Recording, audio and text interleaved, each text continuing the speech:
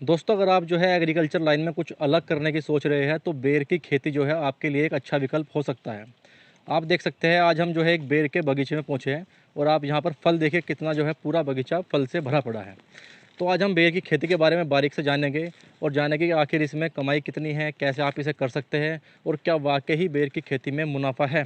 क्योंकि ये किसान जो है बेर की खेती काफ़ी समय से कर रहे हैं और काफ़ी अच्छा मुनाफा बेर से कमा रहे हैं। सबसे पहले सभी किसान भाइयों को मेरा प्यार भरा नमस्कार। मैं विपिन कुमार। सर, जो एप्पल बेर की खेती आप जो है काफ़ी समय से कर रहे हैं और किसानों को भी सलाह दे रहे हैं, जी सर। ये एप्पल बेर की खेती क्या है और सामान्य बेर की तुलना में कैसे ये अच्छी है? बात की जाए तो एप्पल बेर की सामान्य तुलना में तो इसकी बात यह है कि इसकी जो क्वालिटी है बहुत बेहतरीन है। इसका साइज भी बहुत इक्वल है और खाने में बात की जाए तो आप सेव से इसकी तुलना कर सकते हो। सिंपल सी बात है, अगर आप अपने देसी बेर की बात करते हो उसमें क्वालिटी तो है पर वो क्वालिटी नहीं है। वो आम तौर से एक झाड़ के रूप में नज़र में देखी जाती है, पर ये जो है ये संपूर्ण रूप से वृक्ष के रूप में से देख सकते हो। इसकी क्वालिटी बेहतरीन है, साइज भी जेन्युइन होता है और इसका जो इसमें जो प्रोटीन की मात्रा है वो भी बहुत अच्छी होती है। अगर बात की जाए तो कोई बीमार व्यक्ति है, अगर इसको सही डोज पे सही समय पे इसे खिलाई जाए 8 दिन 10 दिन, तो उसकी जो मानसिक शक्ति है और उसको जो ग्रोथ एक जो सेल की ग्रोथ होती है वो भी बहुत अच्छी से होती है। इसमें प्रोटीन भी बहुत अच्छी है, वसा भी बहुत अच्छी है। सर, जिसका नाम ये एप्पल बेर रखा गया, जी, मतलब क्यों इसको एप्पल बेर बोला गया? ये दरअसल एप्पल बेर इसलिए बोला गया है, ये एप्पल बेर से ही विकसित की गई एक वैरायटी है। और बहुत से अभी एक बोल सिंदूरी हमारे पास पौधा है, अगर आप उसको देखोगे तो आप रियलिटी बोलोगे ये छोटा एप्पल है। उसका रंग भी ऐसी है, आकार भी ऐसी है, इसीलिए इसे रेड एप्पल बेर का नाम दिया गया है। मैं जानना चाहता हूँ, अगर इसको किसान कोई करे, जी, इसको क्यों करना चाहिए? इसकी मतलब इसकी खासियत क्या है, क्या अच्छाई है कि इसको करने से हमें प्रॉफिट होगा? देखो बात की जाए तो प्रॉफिट की, अभी नॉर्मल सी बात है अपने यूपी वेस्ट में और बहुत से राज्य में गन्ना बोया जा रहा है। और गन्ने की बात की जाए तो 1 बीघे में से आप ज़्यादा ज़्यादा 20,000 का, 25,000 का या 30,000 का गन्ना ले सकते हैं। अब बात आती है एप्पल बेर की। एप्पल बेर की 5 बीघे में जो है 1 बीघे में 1 बीघे में आपके 50 से 60 पौधे लगते हैं। लगने के बाद प्रति पौधा पहले वर्ष में अगर इसे सही समय पर आप अपने खेत में लगा देते हैं तो पहले वर्ष में इससे हम फसल ले सकते हैं। फसल लेने के बावजूद पहले वर्ष में एक पौधे का जो वेट होता है 50 से 60 किलो निकल जाता है। मार्केट की बात की जाए तो मार्केट इसमें 50 से 60, 70, 80 रुपये किलो जा रहा है। अभी तक की बात की जाए तो अभी तक हमारा जो फल जा रहा है, मंडी का रेट है। हाँ, अभी तक जो हमारा रेट जा रहा है, थोक में रेट जा रहा है 50 रुपये किलो से जा रहा है। एवरेज लगा दिया जाए तो 1 बीघे में लगभग अपना 70-80 हज़ार रुपये आ जाता है। जी। तो यही मैं संदेश देना चाहूँगा कि गन्ने से अलावा कुछ और भी खेती है जिससे किसान की आय दुगनी हो सकती है। जैसे कि सर हम बात करें, आपने गन्ने का उदाहरण दिया जी, अगर गन्ना, गेहूँ और जो है चावल, जी, इससे अगर इसकी तुलना करें तीनों से, जी, तो तीनों से बेहतर देखते हैं इसको आप? बिल्कुल देखते हैं, क्योंकि बात की जाए गन्ना 1 साल में पक्के तैयार होता है, गेहूँ 3-4 महीने में पक्के तैयार हो जाती है। अगर आप गन्ने को एक साइड में लेके 2 फसल भी ले सकते हो फिर भी इसकी तुलना नहीं हो सकती। इससे आपके किसान की आय ज़्यादा से ज़्यादा बढ़ती है। जी। और इसमें बात की जाए इतना खर्चा भी नहीं होता, ना ही इसमें पेस्टिसाइड ज़्यादा यूज होता है, ना कुछ भी। केवल खेत तैयार करने पे सभी किसान भाइयों को कहूँगा कि खेत तैयार करने पे ट्राइकोडर्मा, बोरोमिनास, सोडोमिनास का ज़रूरी प्रयोग करें, क्योंकि हम अपने प्लांट में पेस्टिसाइड का बहुत ज़्यादा प्रयोग कर रहे हैं जिससे ज़मीन में फंगस आने का अटैक ज़्यादा रहता है। अब इसके मुझे आप ये और बताइएगा, इसकी रोपाई और सिंचाई ये कैसे करें? देखो रुपाई की बात की जाती है तो रुपाई तो इसकी जो इसका आकार होता है, यानी कि जो इसमें हमें गैप लेना होता है 10 बाई 12 का, बहुत अच्छा रहता है। क्योंकि अच्छा इसलिए रहता है क्योंकि पौधा ग्रोथ करता है, फल फूल भी ज़्यादा आता है, तो इसीलिए पौधे का आकार समान रूप में आकार देने के लिए इसे हमें 10 बाई 12 पे लगाना होता है। और लगाते समय सबसे पहले अपने जो खेत है खेत में ये देख ले किसी प्रकार की खरपतवार ना हो। जी। खरपतवार ना होने के बाद ये देख ले कि मिट्टी किस प्रकार की है, कैसी है। और बात की जाए तो मिट्टी में अच्छी तरह एक गहरी जुताई कर देनी चाहिए, जिससे कि मिट्टी आजकल मिट्टी की करवट बदल जाए, नीचे की मिट्टी ऊपर, ऊपर की नीचे।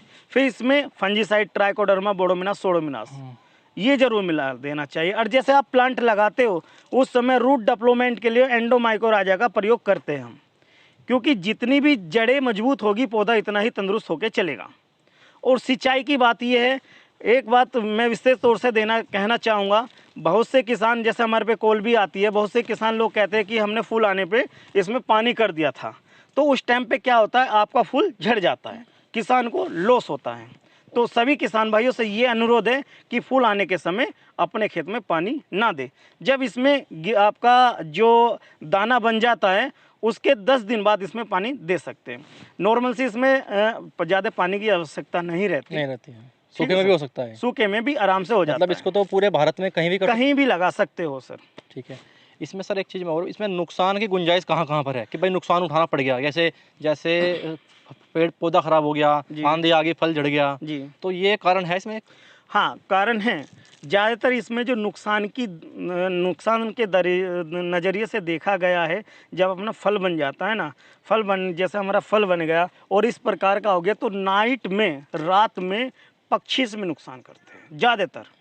जो चमगादड़ आती है ज़्यादातर वो इसमें नुकसान करती है। वो कैसे काम करती है कि आती है, ऊपर का फल तोड़ के भाग जाती है, खा जाती है। उसके सहारे से हमने इसमें, आप ये देख रहे होंगे सर, ये एक पक्षी से बचाने का ही साधन कर रखा है। इसमें ऊपर से हमने तारबंदी यानी कि जार कर रखा है।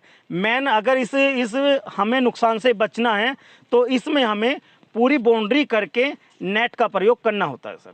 उससे पक्षी नहीं आएगा, पूरा कवर हो जाएगा, और जिससे कि धूप की जो किरणें पड़ती है उससे बाजे पौधे का कलर फेड हो जाता है, वो फेड भी नहीं होता सर। ठीक है। अब हम इसमें अगर बात करें, जैसे मान लिया खर्चा 1 एकड़ में लगाने का खर्चा क्या आएगा, और वो फिर कमाई कितनी दे जाएगा साल में बात की जाए तो इसे लगाने के बाद जो इसमें ना के बराबर यानी कि 5 बीघे में आपका जो 10,000 का भी खर्चा नहीं आएगा, और एक बीघे में आपका जो आमदनी देगा, जो फुल आमदनी होगी, वो आपकी नेट जो है 70,000 रुपये, 70-80,000 रुपये नेट आपके बच जाएंगे। मतलब ये एक एकड़ से बताया, बीघे से? एक एकड़ का तो आपका 1-1.5 लाख रुपये खर्चा बच जाएगा। आपकी मंडी से भी अलग जो खर्चा होता है आने जाने का, सब कुछ खर्चा निकाल के 1.5 लाख रुपये आराम से बच जाएगा। इतना आप गन्ने में भी नहीं ले पाएंगे। इसके अलावा अगर जैसे मान लिया एप्पल बेर की खेती के साथ कोई किसान इसके साथ कोई दूसरी फसल और लेना चाहे तो क्या वो संभव है? संभव है सर। ये बहुत प्लस पॉइंट है, बहुत अच्छा प्लस पॉइंट है, क्योंकि हम एप्पल बेर लगा रहे हैं, एप्पल बेर का पौधा ऊंचा पहुंच जाता है। उसके साथ साथ हम जो इसमें बेल वाली फसल होती है वे भी इसमें ले सकते हैं। अपनी इस नर्सरी में हमने ये चीज़ भी कर रखी है, आपको मैं थोड़ा सा दिखाना चाहूँगा। जैसे कि ये अपने नर्सरियाँ तैयार कर रखी है सर जी। ये अपना तरबूज है जो इसमें हम रोपाई करेंगे जी। ये इधर आप देख सकते हैं, ये करेला है जी। इसमें करेला भी हम लगाएंगे। ये और अपना गेंदा उंदे की भी हमने तैयार कर रखी है। तो इसकी जो बीच की ये डोरी जो होती है, ये अपना जो बेड होता है, बेड में जो खाली स्थान होता है, इस समय हम इसको लगा देते हैं। जैसे अब हमारे इसकी हार्वेस्टिंग हो रही है और कुछ दिन में ये पूरा अपना फल ख़त्म हो जाएगा, फिर इसके बाद हम इसमें ये रोपाई कर देंगे, जिससे हम प्लस पॉइंट फसल ले सकते हैं। एक चीज़ और है सर, सवाल सबसे जो जरूरी रहता है, क्योंकि प्रोडक्शन तो किसी भी चीज़ की कर सकते हो आप, खेती कोई भी कर सकते हो जी जी, अगर वो नुकसान में जाएगी तो उसकी मार्केट की वजह से क्या इसकी सेल में दिक्कत है? सेल में अभी तक जो देखा गया है, सेल में इसकी डिमांड है, इसकी कोई भी नुकसानदायक नहीं है।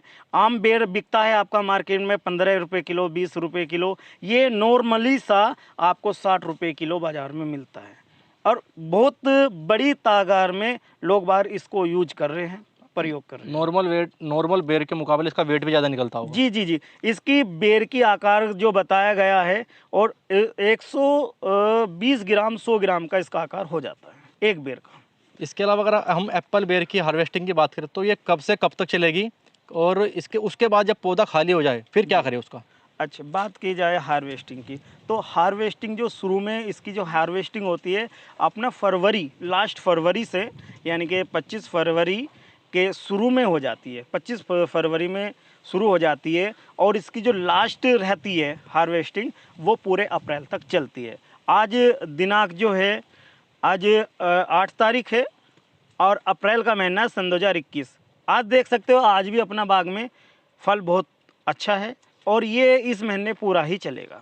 और बात बहुत से किसान पूछते हैं कि भाई जैसा हार्वेस्टिंग हो जाती है उसके बाद आप पौधे का क्या करते हो, तो उसके एक डेमो के रूप में लोगों को दिखाने के लिए, किसानों को दिखाने के लिए हमने इसकी कटाई कर दी है।